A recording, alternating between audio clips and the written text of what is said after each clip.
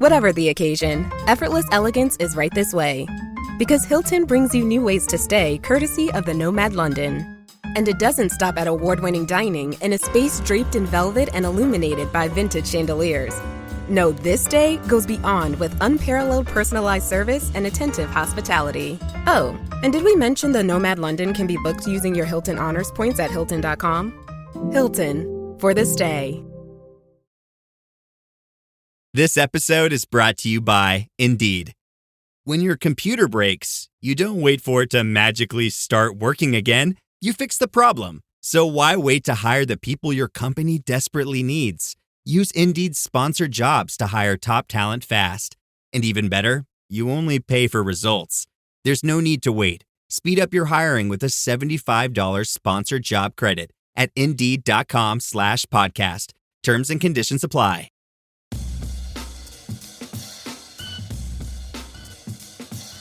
War Eagle, and welcome to another edition of Ever to Podcast, our somewhat regular get-together here in audio format at the E2C Network, where we share the Auburn experience. That experience to us is all about a few things: Auburn sports, Auburn culture, Auburn family stuff. An easier way to say it might be, though, if it's orange and blue, it's what we do. So thank you so much for joining us in what we're going to be doing today. Ever to Podcast, episode 23.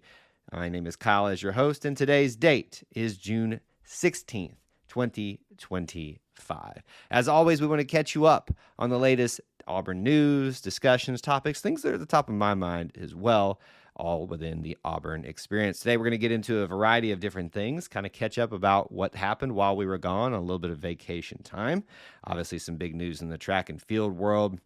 Some conversations maybe around baseball, things like that. There's a smattering of things out there that I'm probably going to try to cover. May not get to them all today, but let's get you caught up. It's a Monday after all. So let me address this first. If you somehow checked out last week when I told you probably could have, that would be last Wednesday when the last planned Ever to Podcast episode was. That's understandable. I told you don't expect anything else. Well, I was wrong. A lot of news broke the day that I was traveling down, which was actually the evening I was traveling, Wednesday evening. A lot of scheduling news for the ACC, the SEC challenges, and also for Auburn football kickoff windows.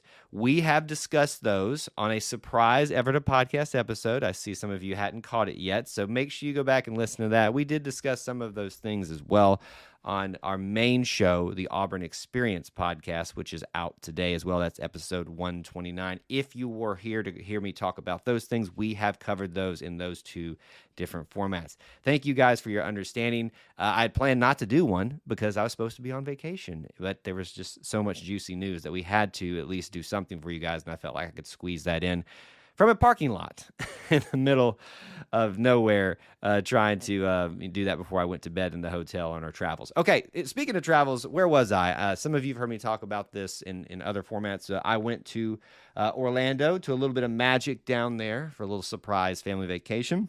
But what does this have to do with Auburn? Maybe not necessarily anything specifically, but I always like to hear from others and from our perspective, share what we may experience in terms of War Eagle moments, or who do you see, how many do you see on these types of places. And I will tell you, as someone who goes down there at least a good amount to that area and to those theme parks, and not just the Magic Kingdom and the Disney World and all that.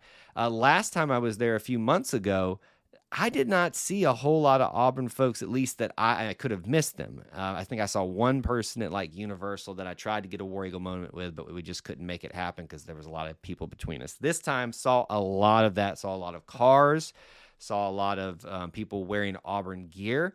The most prominent War Eagle moment that I had was in the line for the Jungle Cruise, if you know that ride at the Magic Kingdom. And as you're going through those switchback lines where you just go back and forth, finally we got each other's attention and had a little bit of a quick War Eagle moment there. So that was a big thing. I always love that when, because one of the most frustrating things in the world is when someone's wearing Auburn gear and you say War Eagle to them and they just look at you like you're the most stupid person on the face of the earth, on the face of the earth. That's what I almost makes me angry. I don't even want to get into it here. I'm going to say things I don't need to say. Thankfully, that did not happen. I think there maybe were a couple of other instances there. I do believe I saw a pretty high up Auburn person in the athletic department there and was not able to get their attention to say hello, nor was I sure it was them. But I always want to hear from you guys. If you're having War Eagle moments this summer, I want to hear who you're seeing, or if you're just sharing pictures out there about you wearing the orange and blue out there while you're having summer fun. Let us see those. DM us, or always hit us up at our email, e2cnetwork@gmail.com.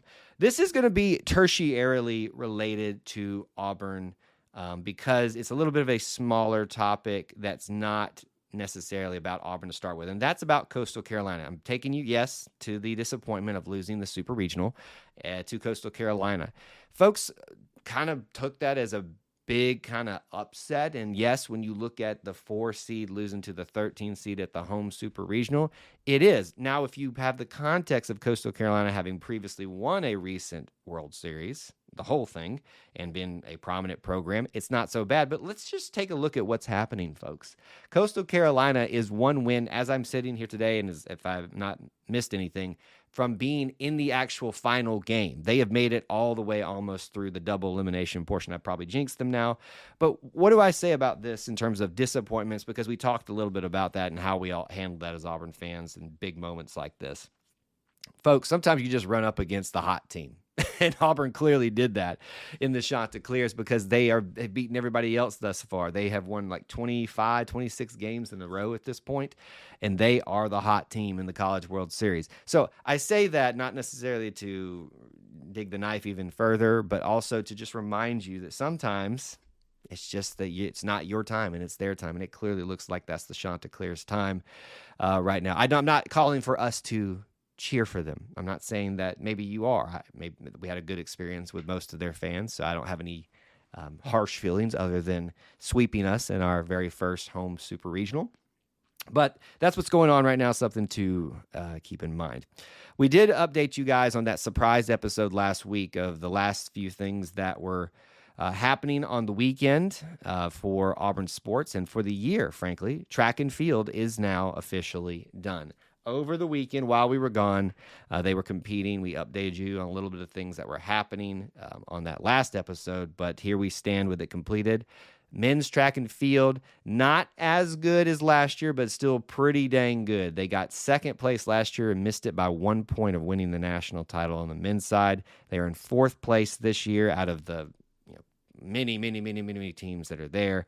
And not only that, but they had some individual and group national titles, including Jacoby Thart doing the 110-meter hurdles national title, winning that, and repeating the 4x100 men's championship that the Auburn Tigers got last year. This has got to be an exciting time for Coach Leroy Burrell and them, and what an exciting way to end the Auburn athletics year. And that's the other thing I want to bring up here. That's the end of the year, folks. I know I've said it a bunch of times now. You have now seen the completion of Auburn athletics for 2024-2025. We did this on the episode of the Auburn Experience last night, and you can listen to that now, episode 129, the full year recap. And in that, we can't cover every single thing in our limited time. So my question to you, and maybe what I'm going to expound on here for our last few minutes, is what was your favorite moment of this 2024-25 athletic calendar year? Go through the fall: football, volleyball, soccer, cross country. You've got winter, men's and women's basketball, gymnastics, equestrian, swimming, and diving. Spring, baseball, softball, men's and women's golf, men's and women's tennis, track and field, men's and women's as well. I believe I'm forgetting something off the top of my head that I'm going to kick myself for here in just a second. But of all the things that transpired this year, what was your favorite? And I want to remind you as Auburn fans of this. I know that we all are here mainly with a connection and a strongest affinity towards football and especially men's basketball these days. But this is such a wide and rich Auburn experience in the sports realm that you've got to take value of and take hold of and enjoy, because there were a lot of great things that happened this year. Yes, the men's Final Four second run under Bruce Pearl. Yes, hosting a super regional for the first time. Softball, despite having a little bit of struggles in the SEC competition really came on strong towards the end of the year and setting the foundation for a first-year co-head coaches, the coaches Malveaux, as I call them. And then you've got a transition of two new programs. One that maybe was just kind of a natural in the soccer. Coach Karen Hoppe got to have her swan song and moving on to James Armstrong now. And then you've also got a change that was a little bit surprising with Johnny Harris being fired and the hiring of Larry Vickers, but there seems to be a lot of momentum there as well. So even with some of the not so good things that happened in this calendar year, there are a lot of great things as well. Men's track and field ending on such a strong note. Men's golf nearly got back to the place of defending their national title. A lot of nearly here, I grant you that, and I know that's frustrating sometimes as Auburn fans, but you've got to value those things when you can because it makes the difficult times for football, which is obviously not a highlight of this past season other than that overtime game, something that a lot of people like to talk about and remember. And as a final quick note, I told you there's going to be a lot of different things here. I want to give a shout out to Dylan Cardwell. On Instagram last night, he shared out that he got the big yes from his lady, and we want to wish a congratulations to him. I think there is no current player, former or otherwise, that is celebrated as much as Dylan Cardwell, and every milestone that he has in his life, I think Auburn fans are going to jump on board for. And listen, I think we obviously know Dylan more than his now fiance, but I'm sure that she is a fine lady as well, considering the type of man that he is. And probably she makes him even a better man because of the quality of human I'm sure she is. So congratulations to the two of them for what will be tying the knot soon. But Dylan Cardwell is off the market, folks. I'm sorry. For you ladies out there that loved you some Dylan Cardwell. That's going to do it, getting us started this week on Ever to Podcast. As always, we want to hear from you about the things that you want to talk about, things that you want to share and have me discuss here on Ever to Podcast. Hit us up on social media, direct messages, or you can email e2cnetwork@gmail.com. Follow everywhere, and of course, the other podcast, not Ever to Podcast, that's what this is, the Auburn Experience, episode 129. Make sure you have listened to that one as well with Austin and myself. Thank you for hanging out with us today here at E2C Network, where we share the Auburn Experience. War Eagle.